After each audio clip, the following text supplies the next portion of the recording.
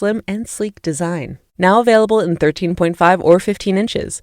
Introducing the Surface Laptop 3. Visit surface.com/laptop3 to learn more.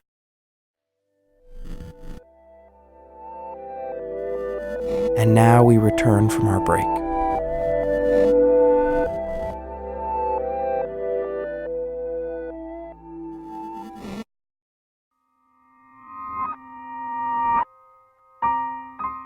When my nieces turn 12 and gain access to FreedomNet, they will find these 3 paragraphs about their aunt etched into the digital histories forever and ever. Valerie Jade Speer, born May 2nd, 2011, was a Chief Warrant Officer, Air, and attack pilot in the United States Army, and later the privateer organization Star Spangled Security. She was awarded the Star of Valor in 2042 for her actions during the battle on the Moon, of which she was the only survivor. Deployed to the Moon as part of the NATO coalition during the South Seas dispute, Speer flew a Flying Jaeger fusion helocraft during the battle, destroying 5 Chinese Federation space helos and 2 young Siberian cosmoplanes. Struck by an enemy dwarf ballistic, Speer crash-landed into the Titius crater. She was thus sheltered from the surprise thermonuclear strike carried out by the young Siberians that killed all other combatants and blew the hole in the Moon, now known as Putin's Smile. Initially presumed dead, Speer was found during NATO recovery operations 2 days after the end of the battle. She lost 3 limbs, suffered burns over much of her body, and survived over 90 surgeries. President Natasha Obama said Speer's life and story are, quote, a testament to the American spirit, end quote, at her Star of Valor ceremony at the White House. Words can be funny beasts. Her actions Suggest some sort of agency, even control. destroy, Is such a clean term for such messiness. struck by, Defied my memory of it. Same with crash-landed, less so with lost, and suffered. Testament, as if enduring were a choice. I did what anyone would have. There are no atheists in moon craters, and there are no fatalists in survivor wards of 1. I was thinking about that ward as I zipped up my suitcase in my sister's guest room for the bond drive, thinking about the long stills of quiet during the nights, thinking about being called the burn by nurses who thought I couldn't hear them, thinking about the full-thickness graft done without anesthesia. You sure about this, Val? My sister stood in the doorway. Her posture betrayed opposition. She was 4 years older, had always asked me questions that she already had answers for. You have options. She'd said the same thing years prior, before I'd left for the Moon. I am. I said both times, even though I wasn't both times. I'd always found power and resolve in ambiguity, though. Most people weren't like that. My sister, for one. You've done more than your share. She continued, moving to the bed and putting her arm around my shoulder. So much more. I leaned my head into her and tried to hold in some of the familial warmth. I'd miss it, I knew. Only sisters and nieces hug people like me. I don't think it's right. I smiled at that. It's not. But if not me, then who? Even going can be its own form of opting out. I didn't know that the first time, but I did the second. The last night in the guest room, as I tossed and turned in bed, I thought about that. Then I thought about the survivor's ward again, and the long stills of quiet during the nights, and being called the burn, and the graft.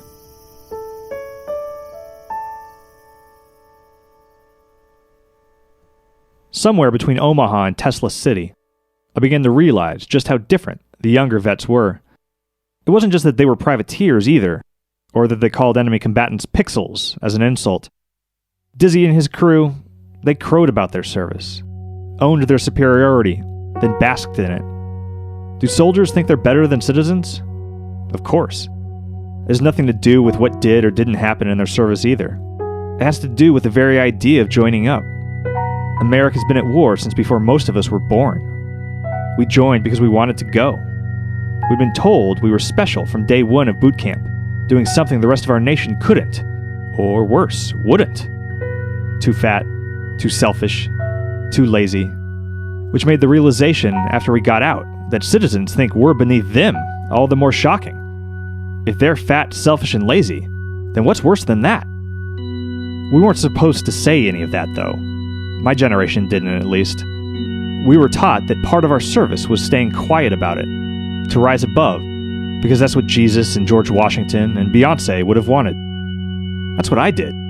Or tried to, at least. Let the citizenry think what it wants, went the logic. All part of being a republic. Maybe we had it wrong, though. I wondered about that the night the protester confronted us. We were in Washington for a gala. Normally, we were ushered in through side or back doors for events, but the organizers of this one had us walking in on a red carpet through a galaxy of flashing lights and holographic cameras. Finally, Dizzy said, pausing to adjust his bow tie and lick his front teeth. the treatment we deserve. Why the protester chose the Jungerbot to cream pie, I'll never know. By the time the uproar had reached my ears, and I'd floated around in my chair, the Jungerbot had the young man by the throat, Request order to eliminate home front enemy. which was funny, and then not. We got the young man free of the Jungerbot's prongs. He was reed thin and had thick brown curls with eyes as dark and mad as the moon. I didn't know what to think about him or his pie. People didn't protest war in person anymore. It wasn't sane behavior. You're not heroes. It's never easy coming face to face with people you've demonized, or cockpit to cockpit. You're tools of the Empire. Fuck you, fuck all of you. The cameras along the walkway started popping off like mortars. We all just stood there, waiting out his tirade, because we were there to be seen and applauded, nothing else. His anger dazed me, and the others too. Not Dizzy, though, Get bent, Joker. Dizzy said, crossing his arms for the cameras. War is bad? No shit. But it won't go away just because we want it to. Last month, 2 battalions from the same base got deployed. One goes to Kurd Mountain, saves those families from the Horde. The other goes to Blue Russia, blows up some insurrectionists. One's a humanitarian mission, the other's combat. Both require destruction. I'd never heard Dizzy speak with eloquence and passion before. He was good, and he knew it. This Jungerbot is a goddamn national treasure. I don't know what brought you here tonight, and I don't give a single fuck.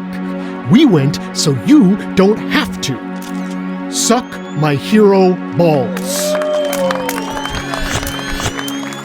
The arrogance, the entitlement, the narrowness of thought. I loved it all, and I wasn't the only one. Dizzy even took a bow, but the acclaim was not universal. After the protester had been escorted away and we'd gone inside for the gala, the scientists found Dizzy. Don't do that again. He loomed over the younger man like an angry parent. That guy is not your enemy. Neither is anyone else you've met on this stupid tour. He ain't a friend. Dizzy was trying to sound unbothered, and he leaned back in his chair and put his feet on the table. So what is he? Only idiots speak in absolutes. Dizzy changed tactics. You know what he probably thinks about you? What all these people say when they think we can't hear? I had a woman tell me she didn't think we were whole human beings. Fuck her. And fuck that protester. Fuck all of them. I wondered what the answers were to Dizzy's question. What did people say about us? When they thought about us at all? Beyond the pomp and ceremony of the bond drive, we weren't anything, I thought. Just ciphers with stories people believed in, or didn't believe in, even before they heard them. So, what? That's the job. We have consequences. Dizzy opened his mouth, but the scientist cut him off. You did. You did when you didn't have to. That's enough. It has to be. Then he stormed off, presumably for the hotel bar. The scientist opted out that night. The rest of us did too, by doing the job. We stood there and smiled and waved, while other people told our stories to the crowds. The crowds cheered. We waved again. We walked back to the hotel as a group after the gala. We stopped in a park with green lawns and a marble fountain and joked about the protester, laughed about the scientist. The scientists had been right. But so what? What did being right have to do with anything? Dizzy had regained whatever force it was that sustained him, and began chatting up a pair of young women who considered themselves patriots. I watched it all and thought about the ward, and then my sister's home. The Jungerbot came up beside me. You handled that pie well. It didn't say anything, so I continued. Waiting for an order, I mean. Here is our kingdom, the best of monarchies, the best republic. Here is our garden, our happiness. What a random thing to say, I thought, even for a robot. But later, after considering it more, I decided otherwise.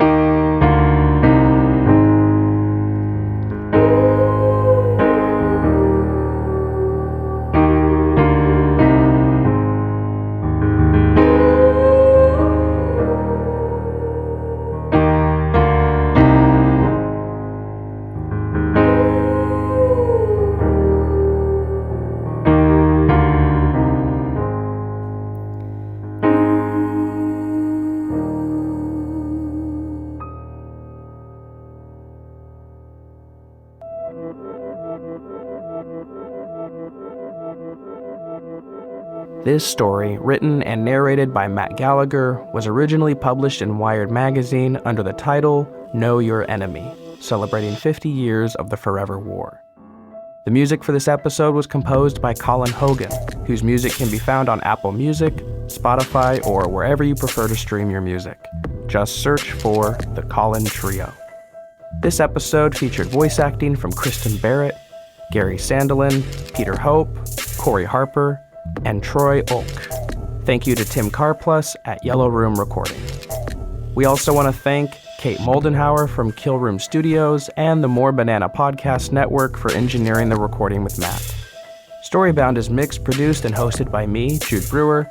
Our executive producers are Jeff Umbro of The Podglomerate and Justin Alvarez of LitHub. This show's theme was developed with the help of James Cook. You can find his music under the name Grain Table. Want to tell us what you think of the show? Find us on Twitter at StoryboundPod, or you can tweet at me directly at Jude Brewery. We'll be taking a break for the holidays, but we will return right after the New Year on Tuesday, January 7th. Until then, you can catch up on our first 3 episodes, send us a message, share us with your friends and family, and above all, thank you for listening. See you in 2020. And now for a brief sit-down with Colin Hogan, where we explore the behind-the-scenes on this episode and how it was made.